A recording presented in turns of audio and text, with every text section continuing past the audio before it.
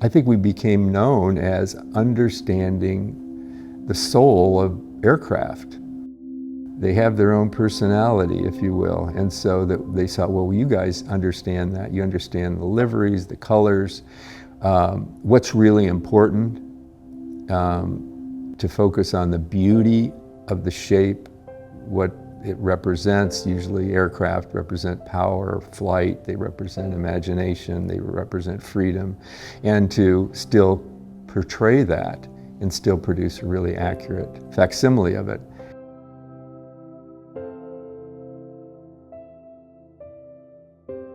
I think the one thing that impresses me most about PacMin is the contributions over the years that different people have made here to its culture, to its products, to our technology, and how it's an accumulative effect.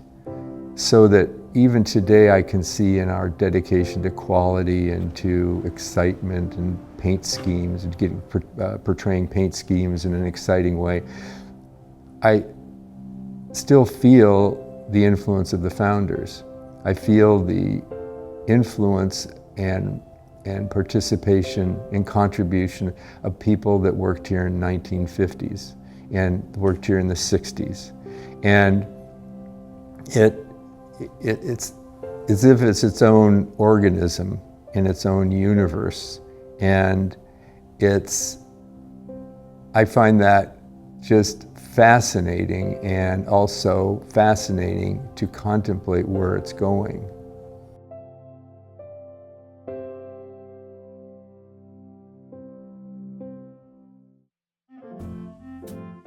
After the conclusion of the Second World War, aircraft manufacturers are busy converting their military aircraft designs into commercial airliners. Commercial aviation promises to revolutionize the way civilians travel, but the public is skeptical, citing safety and comfort concerns. One solution is to use models to educate the consumer on just how safe and luxurious air travel can be. 1946 sees executives at Douglas Aircraft in Southern California encourage two employees, Don Meeker and Orville Coker, to form their own model-making company to assist Douglas in educating their customers on the benefits of using aircraft to transport passengers. Pacific Miniatures was born, and the early models reflect high-quality facsimiles of what is trending in the skies.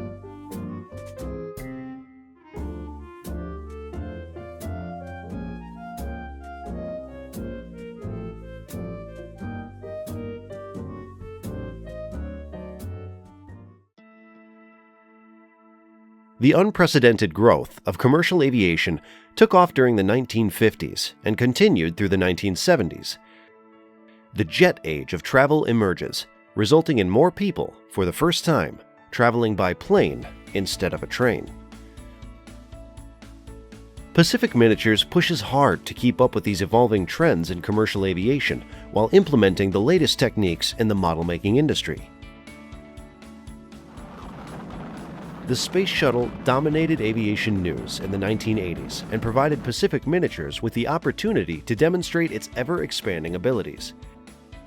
Additionally, traditional customers are requesting larger models for displays.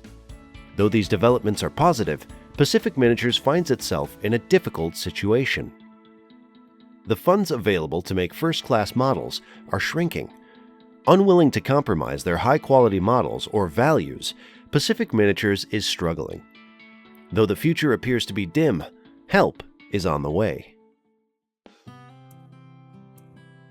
Fred Alleyn is a pilot and an aviation enthusiast who runs an import business and finds himself constantly looking to supply unique products to retailers such as the Sharper Image.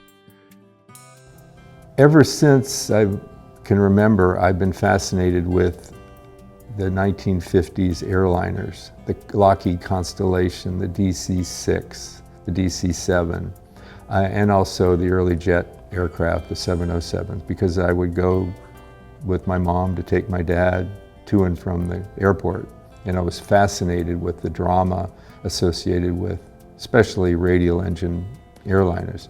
So I thought if I could find a company that made those airliner models for the manufacturers, say Lockheed, in this case the Lockheed Constellation, that I could offer them to the Sharper Image that was always looking for unique items. And these would not be kits, they would be finished models. So I contacted Lockheed when they were based in Burbank and found out that they used to procure models from three different manufacturers. And I reached out to all three, and only one really responded, and that was Pacific Miniatures, PacMin, and they were based in Alhambra. Alleyn discovers Pacific Miniatures is in a peculiar situation, with an owner looking for someone to buy the company. The opportunity intrigues Alleyn, and he soon decides to purchase Pacific Miniatures. So it was actually fairly quickly, we entered into an agreement where I bought the company from him. He was delighted to get out of it, and I was delighted because I would be involved in aviation, which I've been excited about my whole life. I started flying when I was 16. I was flying, having my mother drive me to the airport before I got my driver's license. So I've always been fascinated with aviation. And so this to me was a wonderful next step. Alleyn spent the first few years re-establishing his relationships with the large aircraft manufacturers on a stronger financial basis. With this foundation and the continued dedication of employees with a passion for creating accurate and beautiful products, PacMin finds itself today a leader in the model-making business. The PacMin studio in Fullerton, California is a one-of-a-kind place. Models of flying machines in different stages of completion are found everywhere, some waiting for another coat of paint and others just being assembled. Custom molds used in the production of these models hang on the walls of workstations. Fabrication machines that only make sense to those who use them have their special location, and every imaginable color of paint, if not within reach, can be created instantly. Creative energy permeates the facility, as does the smell of fresh paint. PacMin is really unique in that it's a combination of art and engineering and being a manufacturer as well. The common thread, which reaches from all corners of the PacMin facility, is a real, unwavering passion for aviation. And I think that really distinguishes us because we have aviation in our blood and our heritage, and we've really grown with the industry over the years. So our connection to our partners and the relationships have only deepened, and our methods have kind of just evolved along with the industry. PacMin is really sensitive to a customer's story and their brand and how they want to use the model. The model's always part of a bigger picture. It's not all about the model just for the model's sake. And I think that PacMin really gets that, and our sales team really gets that. PacMin's customers use the models in a variety of ways. The first way is probably using them as sales partnership tools. So they're using it to cement important relationships within their customer base. They're using them for trade shows to show compelling new cutting-edge technologies. And they're just really using them as effective display pieces and storytelling. Though it may be hard to imagine just how a model of an aircraft tells a story, that is exactly what they do. The exterior design and paint scheme of an airplane is called the livery. In an effort to set themselves apart, airlines use the livery to attract customers and generate media interest. What started way back with Braniff Airlines, they commissioned Alexander Calder, the sculptor, to develop this incredible paint scheme for their DC-8s. and they're works of art. And then for some reason, maybe in the early 80s, it caught on even more, particularly with ANA. They did a contest with school children to develop a paint scheme, i.e. a livery for a 747. And there was a beautiful paint scheme that won the contest that was of a whale, and they call it the whale. And that, I think, just kept generating more and more interest, and actually people would book flights on the whale. I want to go on that. Initially for us, like, oh, how are we going to do that? How are we going to wrap all that design around a complex three-dimensional shape and do it right? And but we rose to the occasion. We developed all kinds of, let's say, proprietary techniques to do that, and it helped set us above our competition. I would say that besides that, our models are very accurate. You know, we work directly with airframe manufacturers and get CAD files from them on their airframes, reproduce that in scale, in tooling, to produce our models. That's different than, you know, maybe some of the other companies out there might have more of a handcrafted, hand-carved type of feel to the models where inconsistencies can creep into the shape and it might not exactly represent the aircraft that they're trying to model. Throughout the years, we've only kind of gotten more experience with building larger and larger display pieces. And you know, we've done full-scale models. We've done models of up to 135 feet in wingspan, and really everything in between. One thing that comes to mind is with our cutaway models, our larger exhibit models, we've been incorporating more technology with lighting. On the large cutaway models, we were the first to incorporate LCD screens to mimic the large flat screens in the aircraft, particularly in private aircraft, corporate aircraft. And since then, we've branched into computer-controlled LED lighting, so you can have warm and cool colors going on and color shifting inside the model, replicating different material finishes, and it keeps escalating. We keep raising the bar there because you can't just produce what you did last year. You've got to make it continually better because everyone who goes to the show, they saw what you did last year, so you've got to keep raising the bar.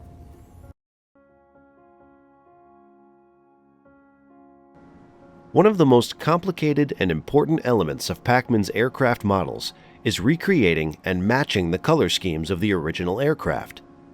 There is no room for mistakes in this process. Accuracy is one of the most important things I do all day long.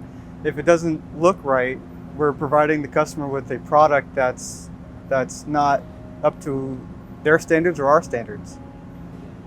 So basically what I do is I start with a control sample, for instance, this color, and I'll pick among 26 individual ingredients I can use, color ingredients. I'll pick the best 4 that I think will achieve this color. And then I weigh everything out in grams according to strength of the color. So if I'm using a navy or a bright blue, I'll determine if I need to go with like a 50-50 ratio of those two colors, or maybe increase the navy or increase the blue. And I'll add other colors too to achieve that. And everything is its own weight. So I'll go by percentages. So if I think, oh, this needs 10% more green, I'll take my overall formulation, let's say it's 100 grams, 10% more green, I need 10 grams of green. And I'll add that in. And I'll just keep adjusting as needed to get there. Now that I have built up a database of formulations, I can actually go to that database and find a color that I've created recently or maybe in the past few years and use that as a starting point now. So I can say, oh, I can see this as a starting point, then already mentally make formulation adjustments based on that formula. So actually, I rarely hit 5 test samples now. I usually only hit 3 or 4, and then I'm done. So typically I can get them pretty fast, but there's always going to be a few colors where it's, no matter what formulation you try, it's a nightmare, and then you have to keep on restarting, and yeah, it happens. But just roll with it and keep going. Once the paint is dry, the meticulous process of detailing the model follows. Though advancements in technology have helped with the design and printing of logos and text, the actual application of these materials to the model often relies on traditional tools and the human eye. You know, we did a 12 scale 7879 for China Southern, and I was here walking around watching it being built, and then I actually got to go to China and see it at the airline headquarters where it was actually displayed. So it was really cool seeing, you know, seeing the final end product in its final spot.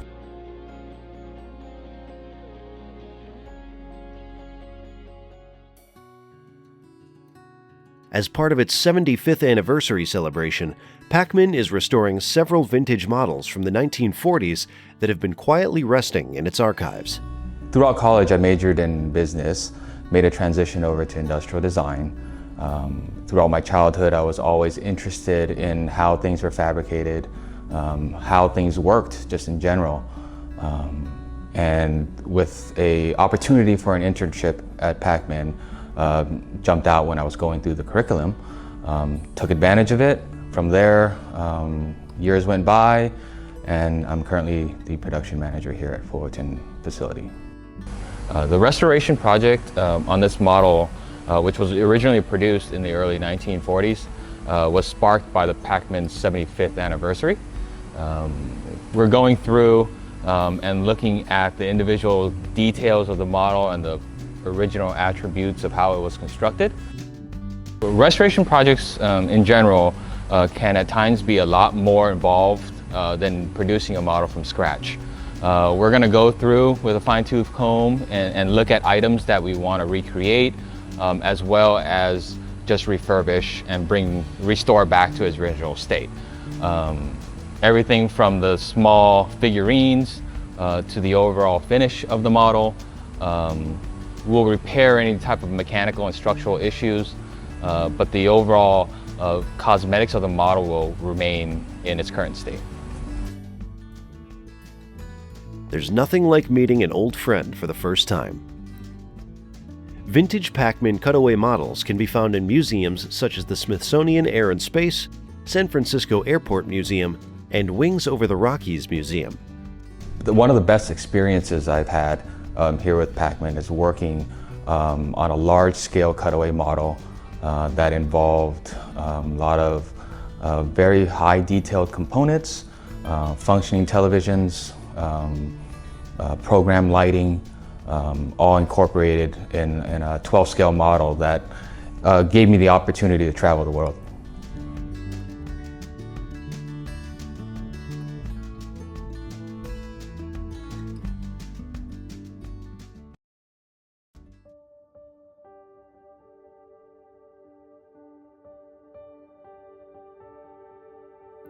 PacMin is now involved with new technologies which could have never been imagined by the company's founders in 1946. PacMin Studios has started to become a distributor for a holographic system, and it's an amazing product that allows us to use our creative works in terms of CGI, the product that we actually make, and able to show this in an immersive, three-dimensional holographic lifelike system. It allows the individuals to get involved and be in the cockpit and move around in a 360 view. And so they can look around, see the buttons, see the dials, even the chairs themselves, and really feel very immersive in the space. It's really a great way to help onboard individuals with the systems, and they could actually inspect, look at systems that are set up, whether it's electrical, lighting, seating, interior parts, or components as well. The other characteristics of this holographic system allows us to actually import three-dimensional objects, the CGI objects that we can interact with, either exploded views, there may be an animation mode, separate from this holo tours that is actually available at this time. for the 75 years we've been around, our basic model here is to create immersive marketing products for the aviation industry. And so building products that we could utilize that can be shared in terms of the content that we produce, as well as the models that we make. So some of the projects that we've made obviously goes to big trade show. Our models is displayed, and then the content is actually allowed to be used with it, either in the background or on the models themselves. With a holographic system, basically it enhances that interactivity for the individuals and as well as their customers. Good morning, my name is William. I am the creative director here at PacMin works closely with local colleges and tech schools, offering internships, workshops, and informative tours. These allow creative young minds to connect the theoretical with real-world applications. All right. I didn't really know what to expect, so just taking everything in was really different. My dad actually was an inspector for Boeing, so it felt like I got to kind of know what he did before. I was actually just really surprised at like how big the areas of everything were. It was like really spacious. I wasn't really expecting that. I think my favorite part was the whole assembly line, seeing how it's all the emotion, all the just creating. But I think probably the best part was seeing the antique kind of aircrafts, the models, and seeing how you guys are repairing them and learning about them. It's just, I don't know, something about antiques and the wood, how it's all handmade, like it's very interesting to me. But I did find it pretty interesting how they like the painters just do it by they're very detailed when they're making the models and the packages as well. Yeah. One thing that I thought was really interesting was how you color match the paint in various lighting. Like I didn't think about that because the yellow light and the natural daylight are obviously very different, and how we perceive the paint as it reflects off of that light will also be very different. So I thought that was something I didn't think about. This is called spot color, meaning every color is mixed for this particular livery design. So on this job there is blue. There's so much like process into creating such little models to big models. It's crazy to me.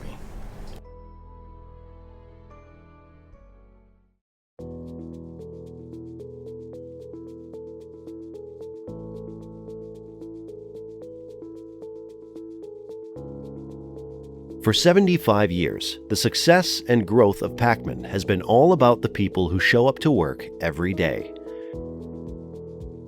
Creative people with a passion for what they do. Sure, technology has advanced dramatically over the years, changing the way things are done.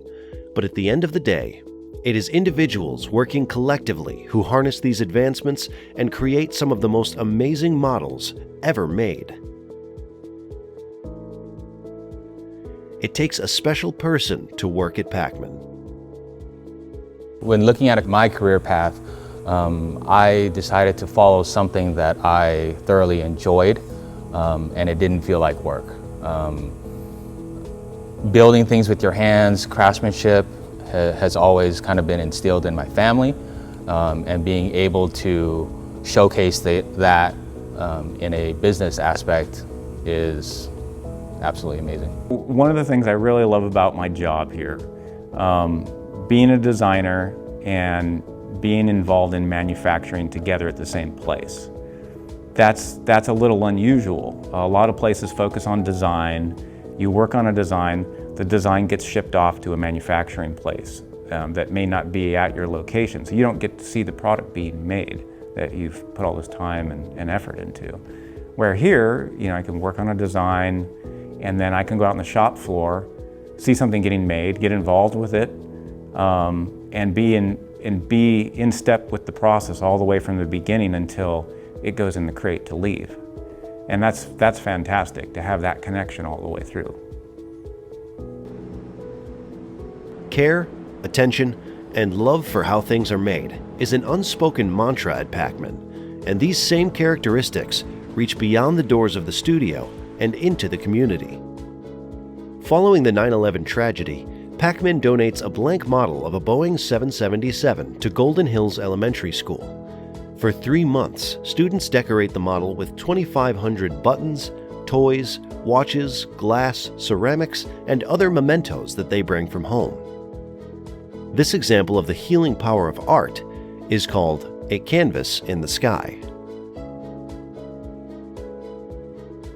Today, the aviation industry remains the primary client for PacMin, but the company is also involved in the automotive, medical, and entertainment industries.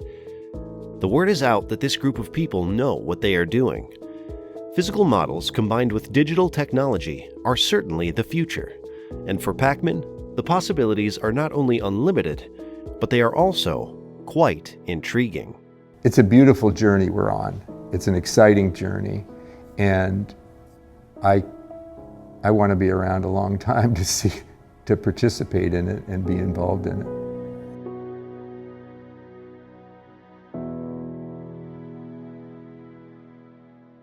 My parents had told me that they saw when I was like maybe 4 years old or so.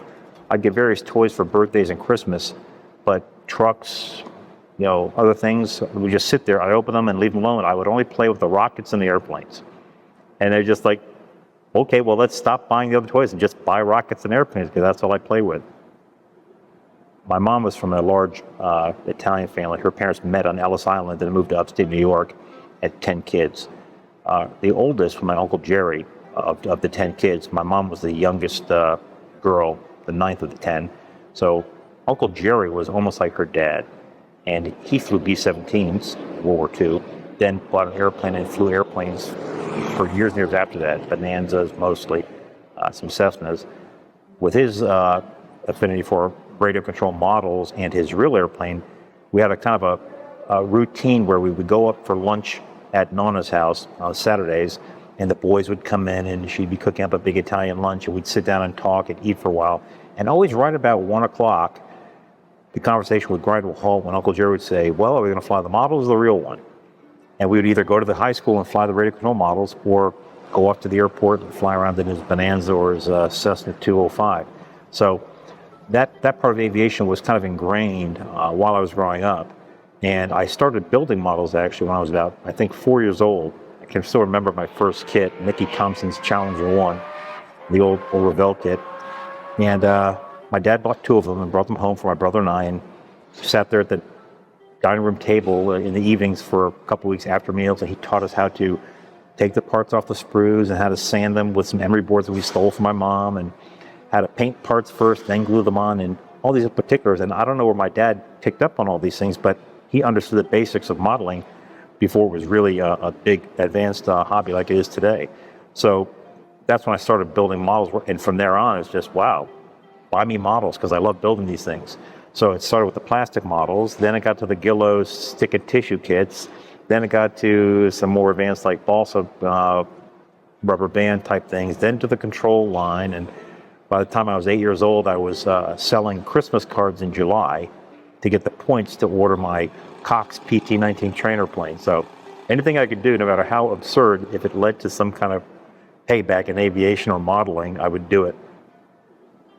Like most people, the model building pretty much evaporates at the end of high school when you go to college because you just can't drag that stuff with you. So modeling fell off the planet for a while. But the thought process of school was that with all my years growing up watching every Air Force or Army war movie that was out I could find, and sometimes just almost having them memorized, I knew that I wanted to go in the military and fly. So as it turns out, the options for ROTC at VMI for Air Force, Army, Navy, or Navy Marine option, all 4 were available. When I looked at the options, the Air Force wasn't quite giving a good guarantee. They said, you can graduate and then we'll tell you what we're going to do with you. Fine, I want to go to flight school, so when I'm done, you can send me to flight school. Well, no, that's not how it works, son. We'll tell you when we get there in 4 years. That was a little sketchy, so I went to Navy ROTC, and they told me that as long as I graduate, I'm physically fit, they'll send me to flight school. If I don't pass flight school, they own me. But I get a shot, and it's up to me. Fine, where do I sign? So I went Navy ROTC and realized that I'm going to be a naval aviator, And clearly, this will have to involve jets of some type. While waiting to go to flight school, I had the opportunity to fly in A6s, EA6s, S3s, P3s, and A3s. That all came out of Sidlam rework. So I got some good exposure to actually flying in the jets and seeing what it was all about. And got a good, probably dozen puke sessions. But the first jet ride in the A6 was a real, literally eye-watering experience. When you're heaving at 6 Gs, nothing comes up. Then once you let it off, it comes up, and you better be ready to catch it. So, lesson learned at how to plan. If you mess up the cockpit, you're going to clean it. So I was very adept at getting a plastic bag out in about a nanosecond. I actually folded it into my shoulder pocket where most of the salty aviators kept their smokes. But I had a little plastic bag there that as soon as I knew I was going to throw up, I could swipe the mask off, pop that bag open, and puke into it that fast and not have to mess up the cockpit. At flight school, they analyze you and they pick you apart and they talk to each other about what your skill sets are, and they start to segregate people in classes for the final graduation recommendations about what kind of orders are these people going to get. And they said, well, your grades are doing good and you look like you can handle it, so clearly you're probably suited for a single-seat airplane, and I got the recommendation for that. And luckily, I, at the time, realized the F-18 was going to be the new jet very soon, but nobody gets F-18s out of flight school. They're all fleet guys retraining. But the path to the F-18 is the A-7. So A-7's East Coast. That was my first choice, and luckily I got it. With A-7s, we did one med cruise on the USS America. That was a summer med cruise in '86. And that was interesting because that was kind of, I guess we classified that as a combat cruise because we showed up and started playing with Operation El Dorado Canyon, was Operation of Libya. That was interesting because as a fairly new JO, my first squadron, first time out to sea, and here we are in the thick of it in the Mediterranean. That, wow, this is kind of a combat operation. There were some interesting missions that we flew during the workup to the actual strikes in Libya.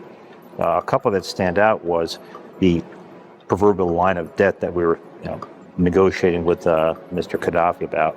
And we would routinely fly south of that in international airspace and do what we needed to do.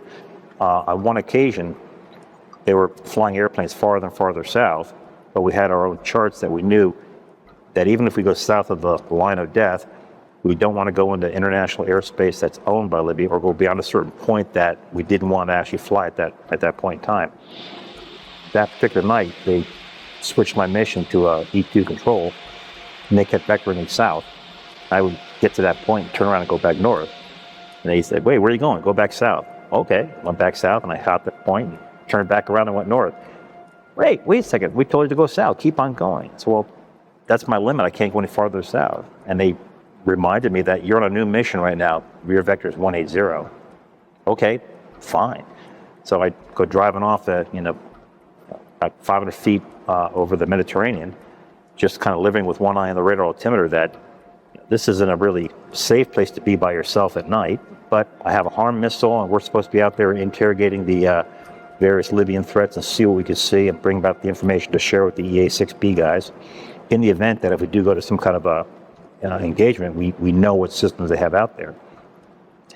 Meanwhile, on the radar, I started getting a lot of indications that I think I'm flying into a rain shower, so I'm just thinking about 500 feet over the water into a rainstorm is probably not going to be a lot of fun, but I don't even know why these guys are sending me this far south. I'm not supposed to be down here as far as I know. But I'm pretty much in the cockpit watching things and writing a lot of numbers down and playing with the weapon system. And then something caught my attention, and I looked out the window, and I'm flying right past buildings. And I'm going down the beach in Misrata, and I'm looking at it like, holy cow! I'm like, I'm definitely not supposed to be here. This is not right. A couple seconds later, all my radar warning gear go off, and I start getting illuminated by 2s and 3s, and then I get a 6 indication, and I know that those systems are all deployed along that coast. So my first thought was, I'm getting engaged, and I'm going to be the knucklehead who gets shot down in the middle of the night for not being down. So I just made an immediate break, turned to the left, and started descending from 500 feet to get as low as I could and just get away from the beach. And I'm being illuminated from behind with what I'm detecting as an SA-6 missile guidance, which is not a good thing to have at that point. So I don't know if they're just spoofing me or they're actually shooting, but I'm assuming they're not shooting because it's not looking like a good engagement. Then I see things all above me, and I realize there's the F-14s up above me, all the pumping chaff and flares. Everybody up the overhead is getting eliminated too, and we're all taking off and just getting out of there. So we all go running back to the north, realize that these guys know that we're down here.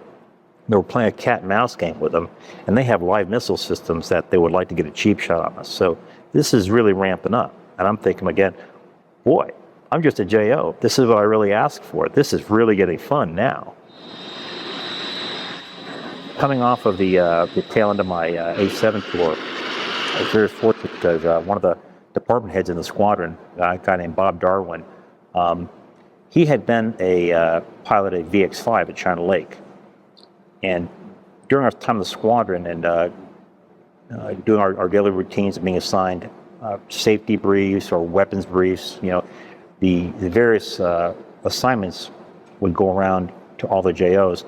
And I would always try to take the briefs to another level and get into the computer and explain how to do some programming or some kind of deliveries that maybe weren't normally addressed. And often I realized right after my brief, people were shaking their heads and just asking me, where did you find that? Well, it's in the book here. We can go dig it up. It's just kind of out there. We don't use it every day, but it's just nice to know.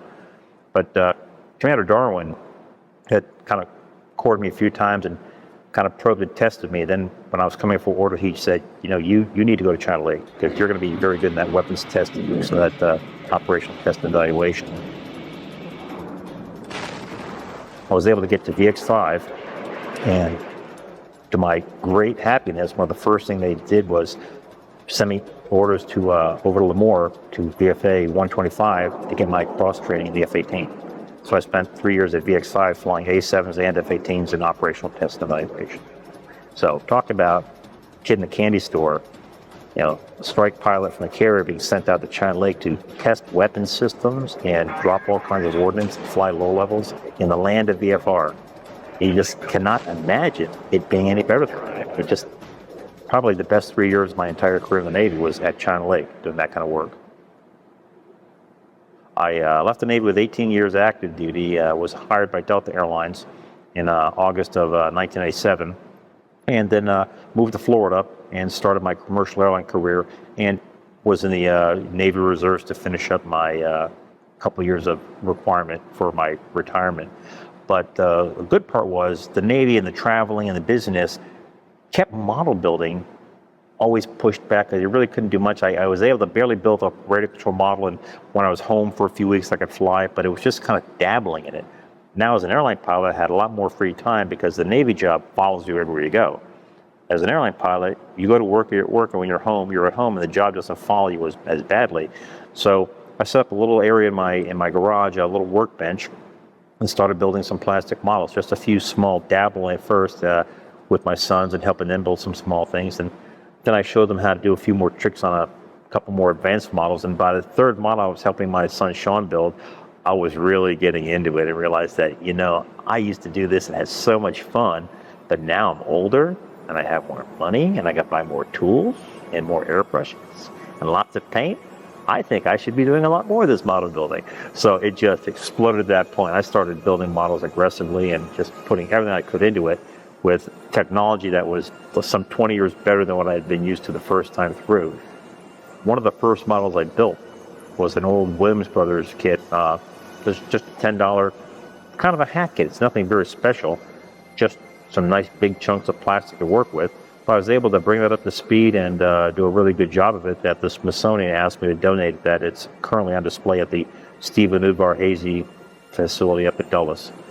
So that particular model and donated to the Smithsonian was a real special thing for me because I remembered way back in high school coming down to the mall during the bicentennial 4th of July weekend and going to the Smithsonian and seeing one particular metal B-25 model, a control line model that somebody built that flew for a couple times, but just thinking of how cool that looked and all the detail, and that somebody was able to build a model of such high caliber that they could put it into a museum and display it. I just thought that would be really something to shoot for. We're here today in the U.S. Navy Cold War Gallery. It's a display building that used to be a a hydro test tank for ship hulls to run up and down the building. It was renovated and turned into a museum that is a gallery of items that represent the period of the Cold War officially, from the late 40s to the early 1990s. The display case behind me was designed to show the representative and significant aircraft of that Cold War period, from some of the early F-9F Panthers, HOS-3 helicopters, all the way up to the most modern advanced fighters, the F-18. So these models were selected from a large list to be representative, but beyond that, they're special in that some famous naval aviators, admirals and astronauts, sponsor each model. So if you looked at each model very closely, you would notice that there's little names on the sides of the cockpit, which we always do in our little Navy career. But each one of those names is the person that sponsored the model, or could it be the sponsor chose that name of the person who was a significant naval aviator and wanted to be recognized. So I get a chance to meet with the people that sponsor it or some other historians, and each model has been replicated to be as closely as we can make it an exact replication of a specific airplane flown by a specific individual at a specific point in time.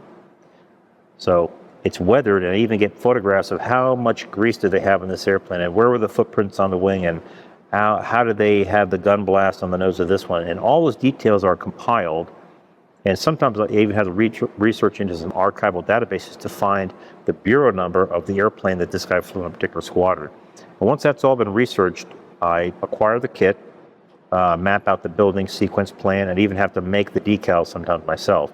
But then I build an exact replica of that person's airplane. Each model was a little bit of a journey for me because I was exposed to a machine that is very significant in history for some reason. Well, what is that reason? Why is that machine important? What did it do? Was it an important technological filler between some early technology and some modern technology? Was it the machine that held the line for a certain number of months in combat operations that nothing else could do? Was it a machine that was the singular thing that enabled us to hold on to technology and keep our carriers afloat in a time of budget cuts? Many things come about that, plus the people that were involved in flying that machine. So each model has become a bit of a journey in learning some critical history about the Navy, the machines that people have flown, and really the heroes that have done it. And it's fascinating for me on a couple of trips up here to meet some of these people I've worked with on the phone and through email, then see them face to face at some point in time. And even some of them I've actually met them before, but then after building a model in this project, there's more depth to the meeting and understanding what they've done. And I feel really honored that this project kind of came my way, because I'm working with these heroes, the guys that were our leadership. I had a very charmed career of flying and having a good time, but that was only because the people that flew these planes and were there ahead of me provided the leadership and made sure that the organization could do what it had to do. They paved the way for me, and I was ready to do whatever it took, but I was very lucky in that, very charmed, fun time, and I didn't have to suffer some of the bad things that many of these people did. Keep in mind, another case over there has 4 Medal of Honor aircraft today. Some of these models behind me were flown by people that were shot down and spent many, many years in prison camps, being tortured and brutally abused. And they come home and you meet these guys, and you would never know it unless they told you. They got great attitudes, and they just come home and say, I did the job I was required to do. Nothing more, nothing less. It's fantastic to have a chance to meet those people. They are really the heroes of naval aviation, and this case is designed to honor them.